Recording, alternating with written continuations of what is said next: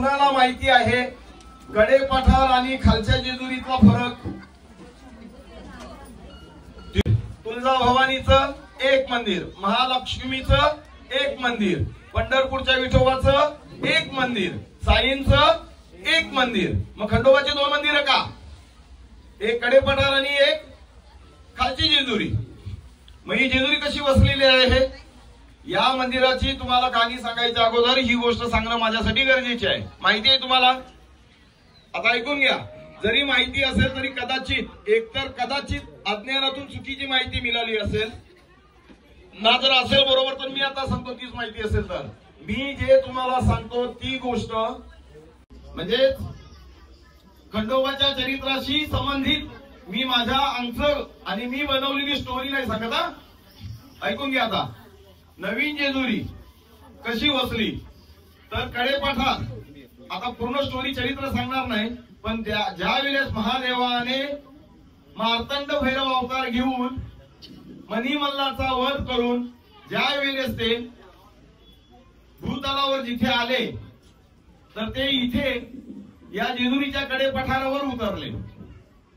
कडेपठारावर आल्यानंतर तिथे जे काही त्यांचं स्वयंभू लिंग स्थापन झालं, त्या स्वयंभू लिंगाचं स्थापन होऊन तिथे एक प्रकारे त्यांचं स्थान बनलं. म्हणून मुनिजनांसह संतजनांसह मानव हे दर्शनाला जाऊ लागले. तर असंच जेजुरी पासून मोरगाव रोडला, लक्षात राहील तर लक्षात ठेवा, जेजुरी पासून मोरगाव रोडला 28 किलोमीटरवर सुपे नावाचं एक गाव आहे. मोरगाव हे 18 किलोमीटर आहे आणि तिथूनही 10 किलोमीटर पुढे सुपे नावाचं एक गाव आहे. त्या गावातला एक खंडोबाचा असा भक्त होता की जो प्रतिवारी खंडोबाची रविवारी खंडोबाची वारी करायचा. येताना करा नदी स्नानबद्ध होऊन तो कडेपठारचा डोंगर चढायचा. अशा कितीतरी काल लोटल्यावर अचानक त्याला धाप लागली. डोंगर चढता चढता त्या डोंगराचा बदल पुराणात काय सांगितले? 9 लाख पायरी गडाला हो. तर असं चढत असताना त्याला धाप लागली आणि धाप लागून तो खाली कोसळल्यासारखा पडला. बेशुद्ध नाही झाला, पडला. पडल्याबरोबर त्याला वाईट वाटलं. का? आता देवाचं दर्शन कदाचित मला यापुढे घडणं शक्य दिसत नाही. म्हणून त्याने देवाला एक प्रकारची विनंती केली का देवा, म्हातारा तू झाला की मी झालो. कारण देवा माझी इच्छा होती जिथपर्यंत माझ्या जीवात जीव आहे तिथपर्यंत तुझं दर्शन घडावं. इतकी म्हणजे कळवळीची विनंती केली त्यांनी की देवाला ही, जसं आपण बोलतो ना की दगडाला पाझर फुटतो, तसं देवाला दया आली आणि देव शुभ्र अशा पांढऱ्या घोड्यावर बसून त्या ठिकाणी अवतरला त्याच्या समोर आणि त्याला दर्शन दिलं. दर्शन दिल्यानंतर तो म्हातारा म्हणाला की देवा, एकतर माझं जीवन संपव, नाहीतर मला तुझं प्रत्यक्ष दर्शन घडलं असं काहीतरी कर. त्यावेळेस मग देवाने त्याला वचन दिलं आणि काय सांगितलं की ते बघ ते बघ ते बघ, ते बाजूला ती टेकडी दिसते ना, म्हणजे तो जिथे धाप लागून कोसळलेला होता तिथून त्याला असं दाखवलं की ती बघ टेकडी दिसते ना, ही माझ्या कडेपठार इतकी उंच नाही, म्हणून मी त्या टेकडीवर येऊन बसतो, मग तिथे येऊन तू दर्शन कर.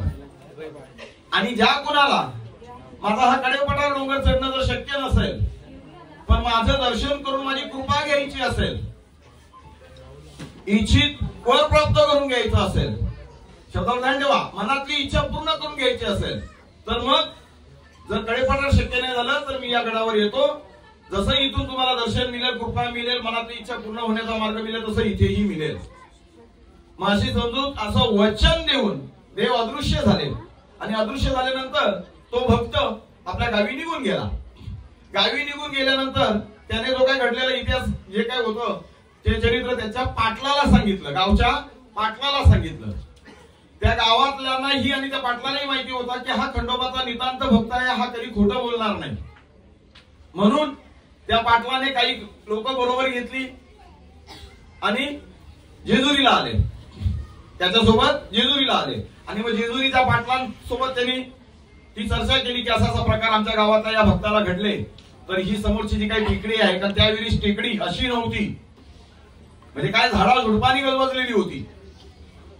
मग ती सगळी स्टोरी सांगून त्या पाटलाची परवानगी घेऊन पाटलांनी त्यांचीही माणसं दिली, कोणी जेजुरीच्या पाटलाच्या माणसाने आणि ही माणसं.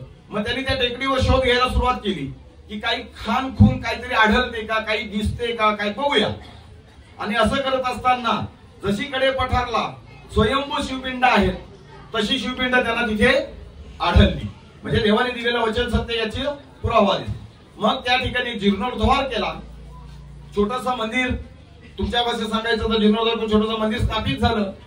आणि मग पुढे काही दिवसानंतर काही काळानंतर अहिल्याबाई होळकरच्या काळामध्ये मग त्या ठिकाणी मंदिर इतर काही उणिवांसहित पूर्ण करून घेतलं. आता उणीव शब्द का काढला, कारण ज्या काही गोष्टी कडे पठारला नाहीत त्या खालच्या गडाला आहेत, पण खालच्या गडाला आहेत किंवा खालच्या गडावर कुठे आणि कडे पठारला कुठे, अशा काही गोष्टी ज्या आहेत याचं ज्ञान तुम्हाला लोकांना आजपर्यंत नाही. माझ्या बोलण्याचा गैरसमज करू नका, पण कडे जेजुरीला जायचं म्हणून काही जाणारे जातात, ओरडणारे ओरडतात, भंडारा उडवणारे उडवतात, खोबऱ्याचे तुकडे उडवणारे उडवतात, डोकं टेकतात, एलकोट मल्हार मोठ्याने मोठ्याने बोलतात आणि घरी येतात. पण त्यांना तर मी विचारलं, का रे बाबा पहिली पायरी चढताना कुठे गेलेला होता, तो खालच्या गडाला. मग पहिली पायरी चढला तर दर्शन कुणाचं घेतलं, तिथे कुणाचं घेऊ, पायरीच आहे. मग वरती चढत गेले, मग वरती चढत गेला तर थोड्या अंतरावर पहिलाच एक देव बसले, दिसला का रे, डाव्या हाताला होता, तुझे नाही दिसला. एक सांगतो की दिसला, पण काय माहिती कोण होता, कारण गर्दी खूप दिसत होती, मग फटाफट चढलो. मग थोड्या अंतरावर गेल्यानंतर पुन्हा एक उजव्या हाताला मंदिर आहे, हा मंदिर आहे, पण ते समजलं नाही, कारण घाई होती. मग वरती गेलो, मग वरती गेल्यानंतर पितळेचं कासव बघितलं का, हो जाम मोठा आहे. मग सगळ्या ठिकाणी तुम्ही छोटा मोठा बघता, मग इथे तर इतका मोठा पितळेचा कासव आहे, मग कशाला बसवला ना ते जेजुरीकरांनी, येड लागलेलं का त्यांना एवढा पितळा म्हणजे पितळेचा मोठा कासव बसवायला. मग त्याची काही हिस्ट्री माहिती आहे का, काय गरज पडले बाबा, देवाच्या भेटीला गेलो, देवदर्शन करणं महत्वाचं होतं. अच्छा अच्छा चालेल, हरकत नाही. मग आतमध्ये गेल्यानंतर पहिलं काय बघितलं रे, तुझे काय बघणार, देव दिसला. हो, पण देवापर्यंत पोहोचताना तुमच्या डाव्या हाताला एक देव बसलेला घोडा बघितला का, तो देव बघितला. मग देव नव्हता बसला तरी तो घोडा काय आतमध्ये ठेवले, काय माहिती त्या लोकांनी कशाला ठेवले तर. अच्छा, मग देव बघितला, मग देव कसा दिसला, छान. अरे पण सगळ्या देवांचे डोळे छोटे, या मार्तंड भैरवाचे डोळे का रे एवढे मोठे, कोणाला माहिती. आता मी थांबतो, मी पुढचे प्रश्न सांगत नाही. असंख्य प्रश्न जेजुरीशी संबंधित, आपला कुलदैव खंडोबा असतानाही आपण त्याच्यापासून वंचित राहिलेलो आहे. पण देवाच्या आशीर्वादाने माझे शिष्यगणांसकट माझी ज्या ज्या ठिकाणी प्रवचनं झाली त्या प्रवचनाच्या माध्यमातून मी लोकांना खंडोबाचं चरित्र आणि त्यांच्या या जेजुरी विषयी वगैरे पूर्ण ज्ञान देत राहिलो. पण आता राहू दे. आता काय घडलं, मग अहिल्याबाई होळकरच्या काळामधून तो जीर्णोद्धार होऊन नंतर मंदिराची स्थापना झाली आणि दैवयोगे आपली नवीन जेजुरी किंवा दुसरी जेजुरी म्हणून घोषित होऊन आपण दर्शनाला जाऊ लागलो. तर आता नीट ध्यान ठेवा, या मंदिराचा इतिहास सांगत असताना ही गोष्ट मी का सांगितली आता ते कळेल. काय घडलं, देवाच्या कृपा आशीर्वादाने मला त्यांची जी काय प्राप्ती झाली, ती प्राप्ती एक तप, एका विशिष्ट व्रताचा एक तप पूर्ण करून.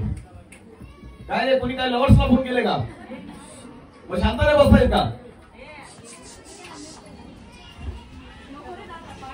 माझ्या भक्तीचा एक तप पूर्ण देवाने करून घेतला आणि एक तप ज्यावेळेस माझा पूर्ण झाला त्यावेळेस मला देवाची विशिष्ट शक्ती प्राप्त झाली.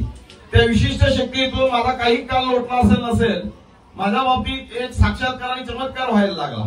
पण त्या साक्षात्कार आणि चमत्काराकडे मी दुर्लक्ष करत राहिलो. परिस्थिती वेळेअभावी मी दुर्लक्ष करत असताना कुठेतरी मला त्या गोष्टीचा जास्त जेव्हा हे बसलं, त्यावेळेस ती गोष्ट विचारात घेऊन सत्य जाणण्यासाठी मी कौल लावला. आणि कौल लावल्यानंतर मला कळलं की देवाला या ठिकाणी स्थान घ्यायचं आहे. मी माझं भाग्य समजतो की देवाने हे करण्यासाठी माझी निवड केली.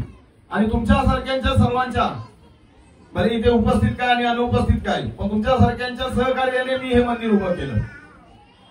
पण लक्षात घ्या, हे मंदिर जेव्हा साक्षात्कार झाला, निश्चित झालं की हे मंदिर आता म्हणजे मंदिर खंडोबाचं मंदिर बांधायचं आहे, खंडोबाला इथे आणायचंच आहे. मग देवाला सांगितलं की मी आज्ञेने, मला काही कळत नाही. मग जर मूर्ती मला जर तुझ्या मंदिर म्हणून बांधायचं असेल, या मंदिरात मूर्ती कुठली ठेवू, तर ती मूर्तीच नाही. हा जो तुम्हाला समोर दिसलेला जे एरिया म्हणजे गाभारा, हा सुद्धा किती बाय कितीचा असावा, याच्यामध्ये टप्पा किती, म्हणजे मला किती उंचीवर तू ठेवावं. माझी या उंचीवर म्हणजे त्या टप्प्यावर मूर्ती कशी ठेवावी, या सगळ्या गोष्टी तुमचा विश्वास बसणार नाही. पण हा देवाच्या समोर तुम्हाला सांगतोय त्याच्या पायरीवर बसून. हा माझ्या बाबतीत सगळा दृष्टांत देऊन देवाने मला दाखवून दिला. जे दाखवलं तसं मी चाललो आणि जसं चाललो तसं तुम्हालाही बघायला भेटते. मी एकाही व्यक्तीला अशा संदर्भात जाऊन भेटलो नाही, मी त्याचा सल्ला घेतला नाही. फक्त घेतला तो त्यांचाच घेतला. मी फक्त बसायचो, प्रश्न टाकायचो, ते उत्तर द्यायचे आणि उत्तरातून ही मूर्ती सुद्धा त्यांनी माझ्याकडून मान्य करून घेतली. आता ही मूर्ती मी जेव्हा पंढरपूरला बनवायला दिली आणि पंढरपूरहून बनवून आणायचा, इकडे सगळा कार्यक्रम निश्चित झाला, मंदिर तयार झालं. आता कार्यक्रमामध्ये मूर्तीची स्थापना कधी करायचं हे निश्चित झालं. निश्चित झाल्यानंतर मूर्ती आणण्याच्या संदर्भात पण देवाला सांगितलं कधी येऊ रे बाबा. त्याने जी वेळ सांगितली त्या वेळेचा मी प्रस्थान इथून केला. प्रस्थान केल्यानंतर पंढरपूरहून ती मूर्ती कलेक्ट करून मी जेजुरीला आलो. जेजुरीला पहिल्या प्रहरी म्हणजे थोडक्यात 12 ते 3च्या अगोदर, म्हणजे काय तर 3 संध्या व्हायच्या अगोदर मी जेजुरीला पोहोचलो. ती मूर्ती घेऊन, ही मूर्ती घेऊन जेजुरीला पोहोचलो. जेजुरीच्या नवीन गडावर म्हणजे खालच्या जेजुरीच्या पायथ्याजवळ मार्तंड विजय नावाचा एक लॉज आहे. त्याच्या खाली आता हॉटेल आहे. पहिला पार्किंग होती. त्या पार्किंग मध्ये मग मी देवाची म्हणजे गाडी लावली. गाडी लावल्यानंतर ब्रह्ममुहूर्तावर उठून मला जे काही स्नानबद्ध व्हायचं होतं, करा नदीशी संबंधित राहून स्नानबद्ध झालो. जे काही यथाविधी करायचं होतं ते सगळं केलं ब्रह्ममुहूर्तावर. आणि मग पहाटेच देवाच्याच कृपा आशीर्वादाने, माझ्या नाही, देवाच्याच कृपा आशीर्वादाने त्या मूर्तीच्या पहिल्या पायरीजवळ मी काय गोष्टी करायच्या त्यांच्या आशीर्वादाने, त्यांच्या दाखवण्यानुसार त्या गोष्टी केल्या. पण त्या करताना तर गंमत आहे का, नीट शब्द द्या. आतापर्यंत काही ऐकलं नसेल तर ही गोष्ट नीट ऐका. कारण का नवीन आणि जुनी जेजुरीची जी गोष्ट बोलला तर ही गोष्ट नीट ऐका.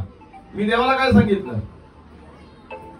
देवा मी किती केलं तरी मानव आहे, किती केला तरी एक प्रकारे स्वार्थीच ठरेल. म्हणून देवा आता तू दाखवल्या रस्त्यातून तू जर वाघबिल मध्ये जर स्थान घेतोच आहेस आणि माझ्याकडून ते तुला मिळणारच जर आहे तुझ्याच आशीर्वादाने, तर मग आता देवा सुपे गावातल्या त्या खैरे पाटलांच्या एका वंशजासाठी तू मूलपीठ म्हणजेच कडेपटार सोडून या खालच्या गडावर आलास एका भक्तासाठी. मग आता देवा माझी इच्छा आहे, ज्या कुणाला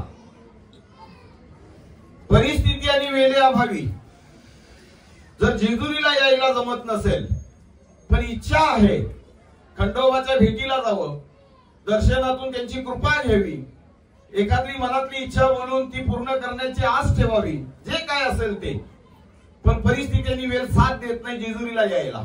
आहेत कितीतरी का परिस्थितीने वेळ आपल्याला साथ देत नाही.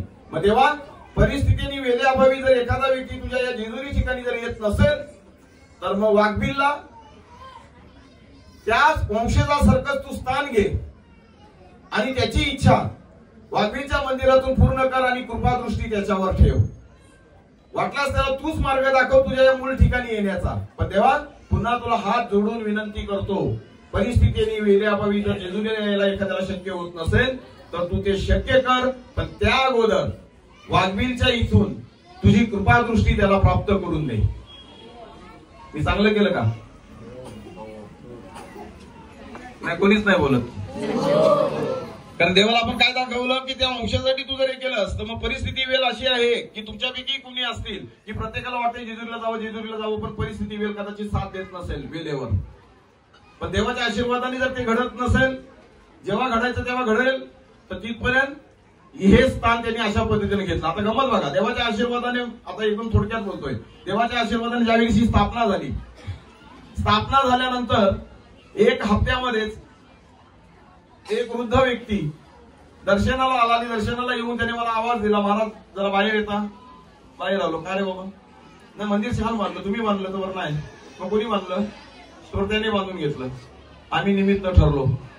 मला सहकार्य करणारे भरपूर होते, पण तुमच्या प्रश्नाचं उत्तर काय देईन तर हे त्यांनी बांधून घेतलं, आम्ही निमित्त ठरलोय. तो ते छान वाटलं ऐकून.